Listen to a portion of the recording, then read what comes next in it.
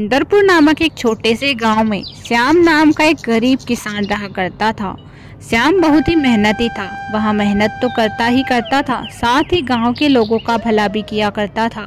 वह गांव के लोगों को काफी ज्यादा मदद करता था। एक दिन की बात है जब उसका दोस्त राहु उसके पास आता और कहता है, अरे श्याम, तुम हमेशा लोगों की मदद करते रहते हो, तुम्हें अभी तक इससे मिला ही क्या है?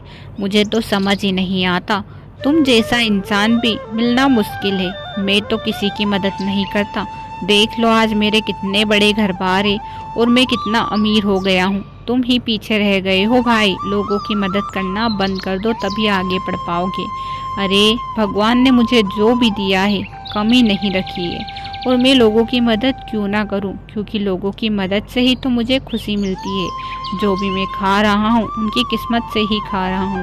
मुझे नहीं लगता भला कि लोगों की मदद करने से हम पीछे रहते हैं। मैंने तो अब तक जो भी देखा है, लोगों की मदद करने से मुझे काफ़ी ज़्यादा फ़ायदा हुआ है। भगवान ने मुझे और भी ज़्यादा धन दिया है। भाई अगर ऐसा है तो तू अभी तक मुझसे ज़्यादा पैसे वाला तो नहीं बना। तू एक मेरा दोस्त है, इसी नाते तुझसे कह रहा हूँ कि लोगों की मदद करना छोड़ दे। भाई चाहे कुछ भी हो जाए, मैं लोगों की मदद करना नहीं छोड़ूंगा। यह कहकर श्याम वहाँ से चला जाता है। राहु मन ही मन सोचता है, कितना बेवकूफ़ इंसान है, लोगों की मदद करता रहता है। भला इसे अभी तक उन लोगों से मिला ही क्या है, लेकिन मुझे भी क्या करना, इसका ये जाने। यह कहकर राहु भी वहाँ से चला जाता है। श्याम दिन रात खेतों पर मेहनत करता था, लेकिन जब भी मदद के लिए कोई आता था तो वह कभी भी मदद के लिए ना नहीं करता था। एक दिन की बात है जब वह अपनी फसल बेचकर सारे पैसे अपने पत्नी को दे रहा था। लो सावित्री, ये सारे पैसे हमारी फसल के हैं। इस साल फसल अच्छी हुई है, इसीलिए रख लो ताकि हम दूसरा काम कर सकेंगे। तुम्हें पता है मेरा यही मन है कि मैं वो ज़मीन खरीद लूँ ताकि इससे और भी ज़्यादा मुनाफा हो जाए। हाँ जी, आप बिल्कुल सही कह रहे हो। अगर हम और ज़मीन खरीद लेंगे तो हमें और भी ज़्यादा मुनाफा होगा। सावित्री और श्याम दोनों बात कर ही रहे थे कि एक बुजुर्ग औरत उनके पास आती है। अरे श्याम बेटा, क्या कर रहे हो? मैंने सुना है कि तुम गरीब लोगों की काफ़ी ज़्यादा मदद करते हो। हाँ माँ जी, किसने कहा है आपसे? मैं गरीब लोगों की मदद करता हूँ। क्या हो गया है, बताइए ना आप मुझे। बेटा क्या कहूँ, मेरे बेटे बहू ने मुझे और मेरी बेटी दोनों को ही घर से बाहर निकाल दिया है। अब मेरी बेटी मेरे ही सहारे है। उसकी शादी आ रही है। पैसों की काफ़ी ज़्यादा ज़रूरत है, लेकिन मेरे पास इतने पैसे है ही नहीं बेटा। अगर तू मेरी मदद कर देता तो तेरा बड़ा ही एहसान होता। यह बात सुनकर श्याम को मन ही मन लगता है, अरे अभी तो पैसे आए थे, ज़मीन लेने की सोच रहा था। लेकिन जो भी हो, भगवान ने ये पैसे दिए हैं तो हो सकता है बुजुर्ग औरत की लिए ही दिए हो। मुझे इन्हें मदद करनी चाहिए। यहाँ कहकर श्याम बुजुर्ग औरत से कहता है, हाँ माँ जी अवश्य, यहाँ पैसे मेरे पास अभी आए हैं। यहाँ आपकी किस्मत के ही है, इसीलिए तो आप आई। ये पैसे आए और आप आ गई। मुझे लगता है आपको अब ये पैसे ले जाने चाहिए। हाँ बेटा, मैं तुम्हारे पैसे देख लेना जल्द ही वापस कर दूँगी। हाँ माँ जी, कर देना जब भी आपके पास आए, कोई चिंता की बात नहीं है। अपनी बेटी की शादी अच्छे से करना। बुजुर्ग औरत वहाँ से चली जाती है और वहाँ पैसे भी ले जाती है। अब श्याम की पत्नी उससे कहती है, ए जी, आप लोगों का भला करते रहते हो, इसमें हमारा तो कोई फ़ायदा है ही नहीं, लेकिन फिर भी आप घर के बारे में नहीं सोचते। अभी तो आप ज़मीन खरीदने की बात कर रहे थे, लेकिन बुजुर्ग औरत के आते ही आपने सारे पैसे उन्हें दे दिए। मुझे तो आपका समझ नहीं आता। भाग्यवान, हम जो भी खा रहे हैं इन्हीं की किस्मत का तो खा रहे हैं। भगवान ने हमें इतना कुछ दिया है, वहाँ भी कम नहीं है। भाग्यवान, तुम चिंता क्यों करती रहती हो? मुझे पता है जी, मैं चिंता नहीं करती, लेकिन फिर भी आप हमेशा लोगों की मदद करते रहते हो, लेकिन आप खुद के बारे में नहीं सोचते। खुद के बारे में मैं क्या सोचूं? भगवान ने मेरे लिए जो इतना दिया है वही मेरे लिए काफ़ी है। यहाँ कहकर श्याम वहाँ से चला जाता है। कुछ समय बीतता चला जाता है और धीरे धीरे श्याम की फसल और भी ज़्यादा अच्छी आने लगती है। सारे गांव में सबसे अच्छी फसल श्याम की ही आ रही थी, जिस वजह से सारे गांव वाले श्याम की तारीफ करते हैं। अरे राहु, मैंने सुना है कि श्याम की फसल सबसे अच्छी आ रही है। पहले तो तेरी फसल ही सबसे अच्छी आती थी, सारे गांव में तेरी फसल ज़्यादा हो रही थी, लेकिन अब पिछले सालों से तो श्याम की फसल ही गांव में सबसे ज़्यादा पैदा हो रही है। वहाँ जितनी लोगों की मदद कर रहा है उतना ही उसके पास पैसा आ रहा है। भाई वो तो माला माल हो जाएगा कुछ ही दिनों में, देख लेना।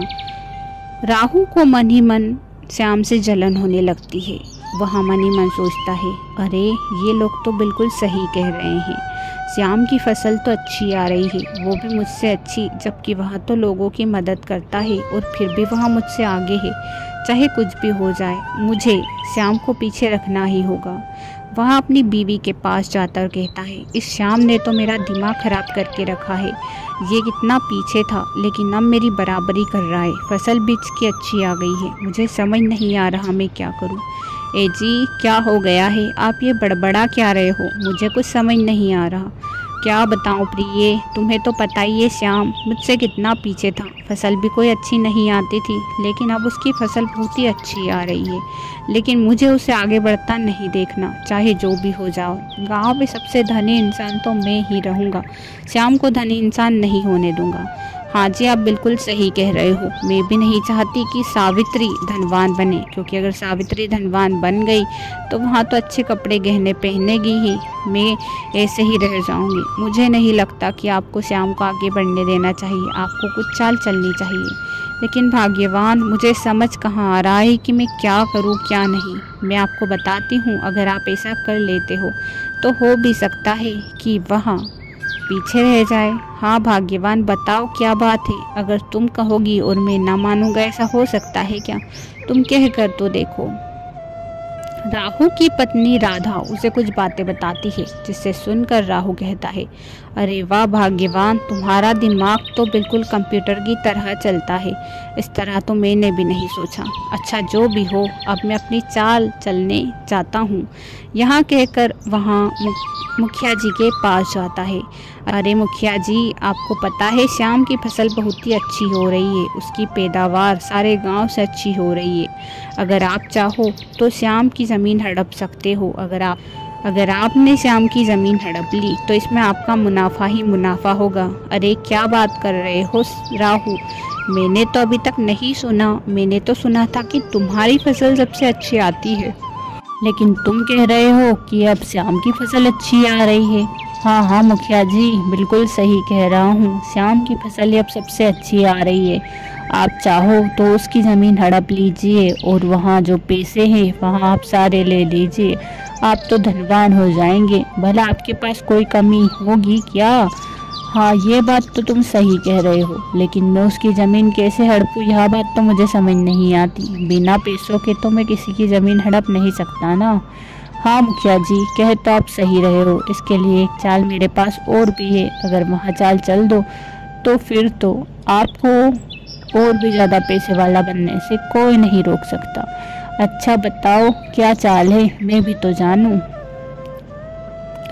राहु मुखिया से कुछ बातें कहता है, जिसे सुनकर मुखिया कहता है, अरे वाह राहु, तुम्हारा दिमाग तो बिल्कुल राहु की तरह चलता है।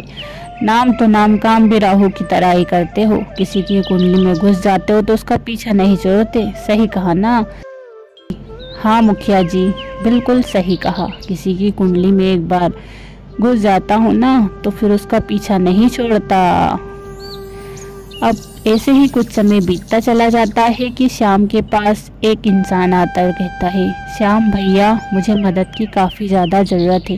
अगर आप मुझे 10 लाख रुपए दे दो तो आपका बड़ा ही एहसान होगा। मैं जल्दी ही आपका कर्ज चुकता कर दूंगा भैया, लेकिन आप मुझे 10,000 रुपये दे दो।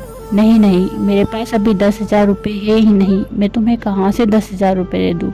भैया आपको पता है मेरी माँ कितनी बीमार, अगर मेरे पास 10 लाख रुपए नहीं है तो मेरी माँ मर भी सकती है। भैया आपके अलावा इस गांव में कोई ऐसा इंसान है ही नहीं जो मेरी मदद कर सके, आप मेरी मदद कर दीजिए ना। यहाँ बातें श्याम सुन ही रहा था कि राहु उसके पास तुरंत आता है। अरे क्या हो गया श्याम, इतने उदास क्यों लग रहे हो तुम? क्या बताओ, इस इंसान को 10 लाख रुपए की ज़रूरत है, लेकिन मेरे पास 10 लाख रुपए है ही नहीं। अब मैं इसकी मदद कैसे करूं, तुम ही बताओ। तुम्हारे पास अगर 10 लाख रुपए हो तो तुम मुझे दे दो, मैं तुम्हें वापस कर दूंगा। नहीं भाई, मेरे पास तो 10 लाख रुपए है ही नहीं, लेकिन हाँ, मुखिया जी तुम्हें 10 लाख रुपए ज़रूर दे सकते हैं। तुम उनके पास जाओ और 10 लाख रुपए ले आओ। अगर तुम 10 लाख रुपए ला कर इस इंसान की मदद करोगे तो तुम्हें और भी ज़्यादा धर्म लगेगा। तुम वैसे ही कितना आगे बढ़ गए हो सारे गांव वालों से। भाई, मुझे इससे फ़र्क नहीं पड़ता, मुझे कोई लालच नहीं है, मैं सिर्फ गरीबों की मदद ही करता हूँ। यहाँ कहकर श्याम मुखिया जी के पास जाता और कहता है, मुखिया जी, मुझे 10 लाख रुपयों की आवश्यकता है। अगर आप 10 लाख रुपए दे दोगे तो आपका बड़ा ही एहसान होगा। हाँ श्याम, मैं 10 लाख रुपए दे तो दूंगा, लेकिन तुम्हें मेरे 10 लाख रुपए वापस करने होंगे, वरना मैं तुम्हारी ज़मीन हड़प लूँगा। देख लेना भैया। हाँ सरपंच जी, मैं आपके 10 लाख रुपए जल्द ही चुकता कर दूंगा। बस आप मुझे 10 लाख रुपए दे दीजिए, आपका बड़ा ही एहसान होगा। सरपंच तुरंत ही उसे 10 लाख रुपए दे देता है और श्याम घर जाकर उस गरीब इंसान को 10 लाख रुपए दे देता है। वहाँ गरीब इंसान मुखिया के पास आता और कहता है, लीजिए सरपंच जी, ये आपके 10 लाख रुपये। आपने तो मुझे सिर्फ काम करने के लिए कहा था, सारा काम हो गया है। असल में मुखिया ने कोई चाल चली थी जिसमें श्याम फंस चुका था। अब कुछ ही दिनों बाद श्याम की फसल आती है तो वह अपनी पत्नी से कहता है, भाग्यवान, जल्द ही हमारी फसल आ गई है। अब हम ऐसा करेंगे कि ये फसल बेचकर मुखिया जी का कर्ज चुकता कर देंगे, जिससे हमारी ज़मीन नहीं हड़पेंगे और हमारी ज़मीन फिर से कर पाएंगे। हाँ जी, आप बिल्कुल सही कह रहे हो, लेकिन हाँ, संभल कर जाना, मुझे कुछ गड़बड़ लग रही है। अरे भाग्यवान, सब सही होगा, तुम चिंता मत करो। यहाँ कहकर श्याम वहाँ से चला जाता है, लेकिन वहाँ जब अपने दूसरे घर में जाकर देखता है तो अनाज की एक भी बोरी नहीं थी। वहाँ बेचारा उदास मुँह लटकाए घर आता और कहता है, भाग्यवान, तुमने बिल्कुल सही कहा था, आज कुछ गड़बड़ है। गड़बड़ क्या है? हमारी सारी फसल पता नहीं कहाँ है, मुझे लगता है किसी ने चोरी कर ली है। अब हम किसका घर झाँकने जाए? भाग्यवान, मैं क्या करूं? मुखिया जी मेरी ज़मीन हड़प लेंगे, अब मैं क्या करूं? श्याम बहुत ही परेशान था, लेकिन अब उसे कोई रास्ता नज़र आ ही नहीं रहा था। कुछ ही देर बाद श्याम के पास मुखिया आते हैं। अरे, तुमने कहा था ना मैं 15 दिनों में 10 लाख रुपए दे दूंगा, लेकिन तुमने अभी तक मेरे रुपए नहीं दिए। तुम्हारी फसल तो 2-3 दिन की आ गई है, लेकिन तुमने पैसे नहीं दिए हैं। श्याम, क्या हो रहा है ये सब? मुखिया जी, मेरे पास इतने पैसे नहीं हैं। अगर मैं अगले साल आपका कर्ज चुकता कर दूं तो आपका बड़ा ही एहसान होगा। नहीं नहीं, मैं किसी का एहसान नहीं रखता, तुम्हें पता ही है। चाहे कुछ भी हो जाए, अब मैं अपने पैसे लेकर ही रहूँगा। अगर पैसे नहीं दिए तो ज़मीन हड़प लूँगा। श्याम उस वक्त कुछ नहीं बोलता है और सरपंच सारी ज़मीन हड़प लेता है। श्याम बहुत ही दुखी था। दुखी मन से वह अपनी पत्नी से कहता है, भाग्यवान, अब तो हमारे पास कुछ नहीं बचा। 2 खेत ही थे, वहाँ भी सरपंच जी ने हड़प लिए हैं। अब मैं क्या करूँ भाग्यवान, कुछ समझ नहीं आ रहा। आप चिंता मत करिए जी, हमारा आंगन है ना, वहाँ हम सब्जियाँ बोएंगे और गांव में बेच दिया करेंगे, जिससे हमें काफ़ी ज़्यादा मुनाफा होगा। देख लेना, एक दिन हम भी आगे बढ़ जाएंगे। उसकी पत्नी उसे समझा ही रही थी कि श्याम तुरंत उठकर आंगन में जाता है और जब वहाँ आंगन में खोदता है तो उसे सोने से भरा हुआ घड़ा मिलता है, जिसे देखकर श्याम बहुत ही खुश होता है। अपनी पत्नी से जाकर कहता है, देखो भाग्यवान, हमारे आंगन से सोने का घड़ा मिला है। इस सोने के घड़े से तो मैं कुछ भी कर सकता हूँ। सरपंच जी का कर्ज भी चुकता कर दूंगा और तो और सब कुछ काम हो जाएगा। इस घड़े से इतना सोना है इसमें। उसकी पत्नी भी बहुत ही खुश थी और वह तुरंत ही वह सोने के सिक्के बेचकर सरपंच जी का उधार चुकता कर देता है और अपनी ज़मीन वापस ले लेता है।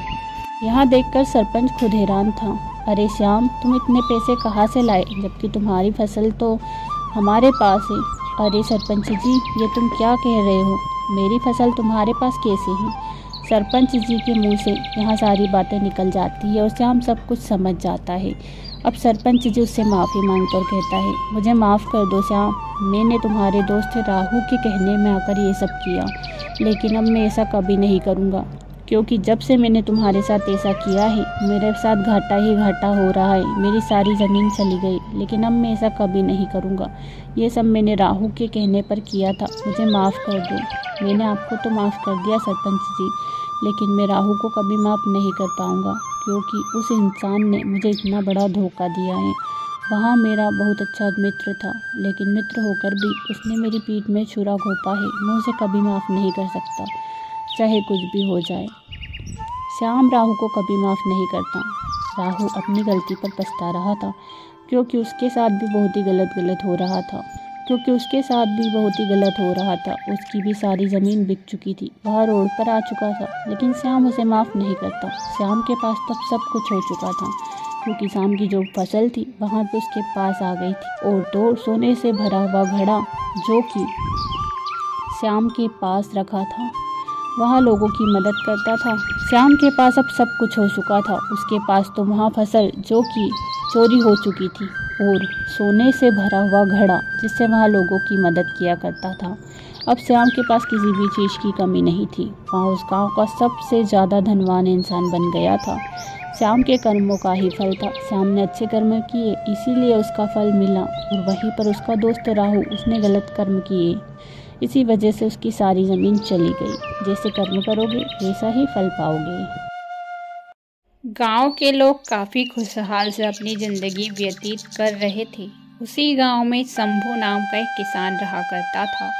किसान अपनी पत्नी सुमित्रा के साथ रहता था। सुमित्रा भी अपने पति से बहुत ही प्यार करती थी। वह हर परिस्थिति में अपने पति का साथ दिया करती थी।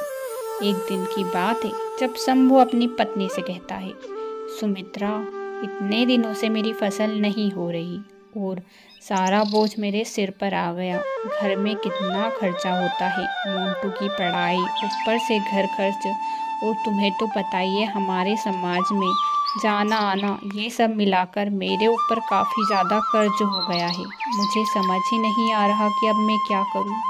सुमित्रा अपने पति से कहती है, आप चिंता क्यों करती हो जी, आपको तो पता ही है मेरे पास कितने सारे जेवर रखे हैं, और वो जेवर किस काम के हैं? वो जेवर आप ना सेठ को दे आइए जिससे आपने कर्ज लिया है, क्योंकि अगर आपके ऊपर ब्याज बढ़ गया तो फिर हमारे लिए पैसे देना मुश्किल हो जाएगा, और फसल का कोई भरोसा कहाँ होता है, आपको तो ये बात पता ही है। हाँ सुमित्रा, अगर तुम नहीं होती तो पता नहीं मेरा क्या होता। आप ऐसी बातें क्यों करती हो जी? अगर मैंने आपसे शादी की है तो मैंने आपसे ये वादा भी तो किया था ना कि हर परिस्थिति में आपका साथ दूंगी, इसीलिए मैं आपका साथ दे रही हूँ। सुमित्रा अपने पति को सारे जेवर दे देती है, और वहाँ जेवर उसका पति सेठ को दे आता है। सेठ जी, ये लीजिए, जितना भी कर्ज मैंने आपसे लिया था उसके लिए मेरी पत्नी ने उसके सारे जेवर दे दिए हैं। अब ये सब जेवर मिलाकर मुझे लगता है कि सारा कर्ज खत्म हो जाएगा। अरे इतने से जेवर से क्या ही होगा, तुम्हें तो पता ही है ब्याज लगाया था मैंने तुम्हारे पैसों पर, तो ब्याज कौन भरेगा? ब्याज भी तो तुम्हें ही भरना पड़ेगा ना। वो तो पता है सेठ जी, लेकिन ब्याज तो थोड़ा ही होगा ना, आप जोड़ तोड़ कर मुझे बता दीजिए कि ब्याज कितना है। सेठ उसे इतना ब्याज बताता है कि जिससे शंभू हैरान हो जाता है। अरे सेठ जी, क्या बात कर रहे हो, 6 महीने तो हुए ही थे और इतना ब्याज कैसे हो गया? तुम्हें पता नहीं क्या शंभू, इस गांव में सिर्फ मैं ही एक ऐसा इंसान हूँ जो ब्याज पर पैसे देता हूँ, और सारे गांव वालों को मैं इतना ही ब्याज लगाता हूँ जितना कि तुम्हें लगाया। तुम्हें चौकन्ना होने की ज़रूरत नहीं है, क्योंकि तुमने जब मुझसे पैसे लिए थे तो यही बात कही थी कि मैं तो आपका ब्याज जितना भी होगा वहाँ लौटा दूंगा। शंभू सेठ की बात सुनकर हैरान हो जाता है, और फिर दुखी मन से अपनी पत्नी के पास जाकर कहता है, तुम्हें पता है सुमित्रा, तुम्हारे दिए हुए जेवर से भी सेठ का कर्ज चुकता नहीं हो पाया है। ब्याज तो रह गया, और सेठ ने जितना ब्याज बताया ना, उतना ब्याज सुनकर तो मैं खुद भी हैरान हो गया। क्या बात कर रहे हो जी, ऐसा कितना ब्याज हो गया कि सेठ का ब्याज अब चुकता ही नहीं कर पाए? अब क्या बताओ सुमित्रा, सेठ इतना ब्याज लगा रहा है ना कि मुझे तो समझ ही नहीं आ रहा। फसल आने में भी काफ़ी ज़्यादा वक्त है, और अब सब कैसे हो पाएगा? आप हिम्मत मत हारिए जी, मैं आपके साथ हूँ, और जब तक मैं आपके साथ हूँ हम दोनों मिलकर ही काम करेंगे और ब्याज सारा चुकता कर देंगे। सुमित्रा, तुम्हें नहीं पता क्या कि हमारे ऊपर कितना कर्ज था और कर्ज का ब्याज कितना हो गया है, और ऊपर से हमारा घर खर्च चलाना मुश्किल हो रहा है। तुम्हें पता है ना, राशन का अभी भी सारा सामान समाप्त हो गया है। वो सब मुझे पता है जी। मुझे लगता है कि आप रामू भैया के पास जाइए और राशन का सामान ले आइए। उनके पैसे हम बाद में दे देंगे। रामू भैया आपसे मना नहीं करेंगे, क्योंकि उनको तो पता ही है आपके बारे में। अच्छा ठीक है, अगर तुम कह रही हो तो मैं ऐसा कर लेता हूँ। तुरंत ही शंभू रामू की दुकान पर जाता है और रामू से कहता है, रामू मुझे कुछ राशन का सामान चाहिए, लेकिन पैसे अभी नहीं दे पाऊँगा, क्योंकि तुम्हें पता है ना घर की परिस्थिति कैसी चल रही है। सेठ जी का कर्ज चुकता किया, लेकिन ब्याज तो नहीं दे पाया। अब वो ब्याज पर ब्याज लगाएंगे, इसीलिए मैं तुम्ही से मांगने आया हूँ। हाँ ज़रूर, तुम मेरे अच्छे मित्र हो और मैं तुम्हें इस बात से कभी इनकार नहीं करूँगा। तुरंत ही रामू शंभू को कुछ सामान दे देता है, जिससे शंभू खुश हो जाता है और पत्नी से जाकर कहता है, अगले ही दिन मैं मेहनत करूँगा और सेठ जी का कर्ज चुकता करने की पूरी कोशिश करूँगा, ताकि अगली बार से ना हमें सेठ से पैसे लेने की ज़रूरत पड़े, ना ही हमारे ऊपर कर्ज हो। तुरंत ही शंभू खेतों पर जाता और मेहनत करने लगता है। इस बार दोनों पति पत्नी बड़े ही मेहनत और लगन से खेतों पर काम कर रहे थे और शायद उनकी फसल भी इसी तरह हुई थी जिस तरह उन्होंने सोचा था। सुमित्रा, देखो हमारी मेहनत का फल। आज हमारी मेहनत का फल खेतों पे लहलहा रहा है। तुम्हें पता है, ये फसल बेचकर मैं सेठ जी का सारा कर्जा चुकता कर दूंगा और रामू से जितने पैसे उधार लिए हैं वहाँ भी चुकता कर दूंगा। हाँ जी, सच में अब हमारा सपना जल्द ही पूरा होने वाला है। थोड़े ही समय बाद फसल आ जाती है। फसल कटकर तैयार हो जाती है और शंभू बाजार में बेच आता है। शंभू जब घर आता है तो बड़ा ही खुश होता है।